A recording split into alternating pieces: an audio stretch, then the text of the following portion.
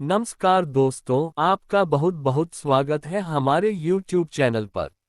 तारकावाद। स्त्री के रूप में तारका एक घोर पाप है और पाप को नष्ट करने में कोई पाप नहीं होता। हे राम, तुम इस पापिनी का संहार कर दो। प्रातःकाल स्नान संध्योपासनादि कार्यों से निवृत्त होकर राम और लक्ष्मण गुरु विश्वामित्र के साथ सरिता तट पर पहुंचे।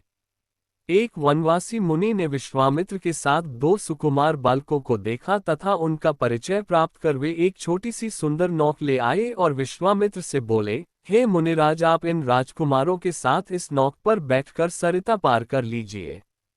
विश्वामित्र जी ने उस मुनि को धन्यवाद दिया और राम तथा लक्ष्मण के साथ नौक पर सवार हो गए। इस प्रकार वे सागर से मिलन की आतुरता में कलकलनाद के साथ दौड़ती जा रही उस नदी को पार कर गए। नदी के उस पार एक भयानक वन था। उस वन को देखकर राम बोले, गुरुदेव, यह वन तो बड़ा भयंकर है। सभी ओर से सिंह, व्याघ्र आदि हिंसक पशुओं के दहाड़ने और हाथियों के चिंघाड़ने की ध्वनि आ रही है। जंगली सुअर, भालू, वन भैंसे आदि वन्य प्राणी भ्रमण करते दृष्टिगत हो रहे हैं। वृक्षों की सघनता के कारण सूर्य का प्रकाश इस वन के भीतर घुसने का साहस नहीं कर पा रहा है और इसी कारणवश चारों ओर अंधकार हो रहा है। इस अति दुर्गम वन का क्या नाम है? राम के इस प्रश्न का उत्तर विश्वामित्र ने इस प्रकार दिया, हे राघव, पूर्व काल में इस स्थान में वन्य होकर मलदा और करूप नाम के दो बड़े समृद्ध राज्य हुआ करते थे। दोनों ही राज्य ऊंची ऊंची अट्टालिकाओं, वीथिकाओं तथा सुंदर पथों से सुशोभित थे तथा धन धान्य और समृद्धि से परिपूर्ण थे। दूर दूर के व्यापारी यहाँ पर व्यापार करने आया करते थे, किंतु ताड़का नामक एक यक्ष कन्या ने उन दोनों राज्यों का विनाश कर दिया। ऋषि विश्वामित्र ने आगे बताया, ताड़का कोई साधारण स्त्री न होकर सुंद नाम के राक्षस की पत्नी और मारीच नामक राक्षस की माता है। उसके शरीर में 1000 हाथियों के बराबर बल है और वह अत्यंत पराक्रमी और शक्तिशाली है। इस प्रदेश को नष्ट करने के पश्चात ताड़का ने अपने पुत्र मारीच के साथ मिलकर यहाँ के समस्त निवासियों को मारकर खा डाला। अब उनके भय से यहाँ 2-2 कोस दूर तक किसी मनुष्य की परछाई भी दिखाई नहीं देती। भूलवश यदि कोई यहाँ आ भी जाए तो जीवित नहीं लौट पाता। उसी ताड़का का संहार करने के लिए ही मैं तुम्हें यहाँ लाया हूँ। राम ने आश्चर्य से पूछा, गुरुदेव, स्त्रियां तो कोमल और दुर्बल होती हैं, फिर ताड़का में 1000 हाथियों का बल कैसे आ गया? ऐसा प्रतीत होता है कि अवश्य कुछ न कुछ रहस्य है। विश्वामित्र बोले, वत्स, तुम्हारा कथन सत्य है और वास्तव में इसके पीछे एक रहस्य है।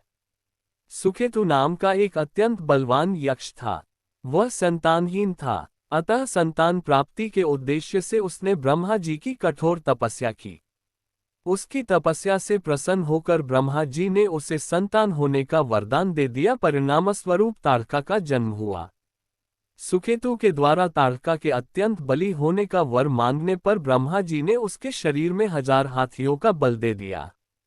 विवाह योग्य आयु होने पर सुकेतु ने ताड़का का विवाह सुंद नामक राक्षस से कर दिया और उससे मारीच का जन्म हुआ।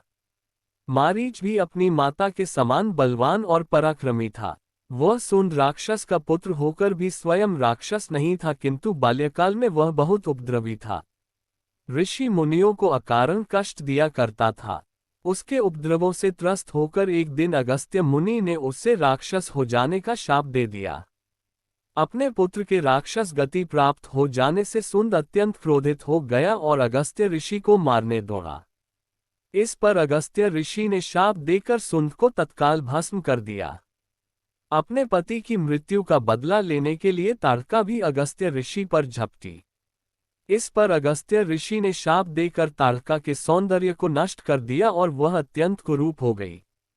अपनी कुरूपता को देखकर और अपने पति की मृत्यु का बदला लेने के लिए ताड़का ने अगस्त्य मुनि के आश्रम को नष्ट करने का संकल्प किया है। अतः हे राम, मैं तुम्हें आज्ञा देता हूं कि तुम ताड़का का वध करो। तुम्हारे अतिरिक्त इसका वध कोई भी नहीं कर सकता। अपने मन से यह विचार निकाल दो कि यह स्त्री है और स्त्री का वध मैं कैसे करूं। स्त्री के रूप में यह एक घोर पाप है और पाप को नष्ट करने में कोई पाप नहीं होता। समस्त संशय को त्याग कर मेरी आज्ञा से तुम इस पापिनी का संहार कर दो। राम ने कहा, गुरुदेव आपकी आज्ञा मुझे शिरोधार्य है। समस्त मानवों के कल्याण के लिए मैं अवश्य ही ताड़का का वध करूंगा। इतना कहकर राम ने अपने धनुष पर बाण रखकर उसकी प्रत्यंचा को कान तक खींचकर भयंकर टंकार किया। टंकार से उत्पन्न ध्वनि से समस्त वन प्रांत गुंजायमान हो उठा। वन्य प्राणी भयभीत होकर इधर उधर भागने लगे। इस प्रकार की अप्रत्याशित खलबली मची देखकर ताड़का क्रोध से भर उठी। धनुष ताने राम को देखते ही इस विचार से कि कोई अपरिचित कुमार उसके साम्राज्य पर आधिपत्य करना चाहता है, वह क्रोध से पागल हो गई। राम पर आक्रमण करने के लिए वह तीव्र गति से उन पर झपटी। ताड़का को अपनी ओर आते देखकर राम ने लक्ष्मण से कहा, हे सौमित्र, ताड़ के वृक्ष जैसी विशाल और विकराल मुख वाली इस राक्षसी का शरीर कितना कुरूप है।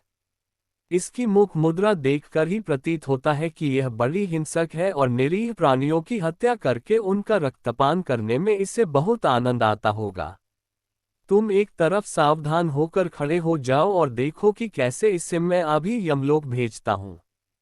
विकराल देहधारिणी ताड़का अपने बड़े बड़े दांत चमकाती, भुजाओं को फैलाए हुए द्रुतगामी बिजली की तरह राम और लक्ष्मण पर अत्यंत तीव्रता के साथ झपटी। राम इस भयंकर आक्रमण के लिए पहले से ही तत्पर थे। उन्होंने तीक्ष्ण बाण चलाकर उसके हृदय को छलनी कर दिया। उसके वक्षस्थल से गर्म गर्म रक्त की धारा प्रवाहित हो उठी। वह आक्रमण करने के लिए पुनः टूट पड़े। इससे पूर्व ही राम ने एक और बाण चला दिया जो सीधे उसके वक्ष में जाकर लगा। वह पीड़ा से चीखती हुई चक्कर खाकर भूमि पर गिर पड़ी और अगले ही क्षण उसके प्राण पखेरु उड़ गए। राम के इस रण कौशल और ताड़का की मृत्यु से ऋषि विश्वामित्र अत्यंत प्रसन्न हुए। उनके मुख से रामचंद्र के लिए आशीर्वचन निकलने लगे। गुरु की आज्ञा से वहीं पर सभी ने रात्रि व्यतीत किया। प्रातःकाल उन्होंने देखा कि ताड़का के आतंक से मुक्ति पा जाने के कारण उस वन की भयंकरता और विकरालता समाप्त हो चुकी है। कुछ समय तक उस वन की शोभा निहारने के उपरांत स्नान पूजन से निवृत्त होकर वे महर्षि विश्वामित्र के आश्रम की ओर चल पड़े। दोस्तों, आपको अगर पसंद आया तो सब्सक्राइब प्लीज।